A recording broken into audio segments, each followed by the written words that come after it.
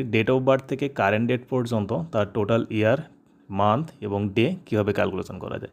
সেজন্য প্রথমে আমরা ইয়ারের সেলটিকে সিলেক্ট করে নেব। ফাংশন ইউজ করব ডেটেড ইফ ফার্স্ট ব্র্যাকেট আরম্ভ। প্রথমে আমরা ডেট অফ বার্থটিকে সিলেক্ট করে নেব, কমা দেওয়ার পর আমাদের কারেন্ট ডেটটিকে সিলেক্ট করে নেব। কমা দেওয়ার পর আমরা যেহেতু ইয়ার দেখতে চাইছি সেক্ষেত্রে ডাবল নট কমাতে ওয়াই লিখব, ব্র্যাকেট ক্লোজ করব এবং এন্টার বোতাম প্রেস করব। এখন মান্থ জানার জন্য আমরা আবারও ইউজ করব ডেটেড ইফ ফার্স্ট ব্র্যাকেট আরম্ভ, date of birth comma current date comma আমরা ডাবল নট কমার মধ্যে লিখব ইয়ারের জন্য ওয়াই এবং মান্থের জন্য M, double quote comma close করব, ব্র্যাকেট ক্লোজ করব, এন্টার বোতাম প্রেস করব।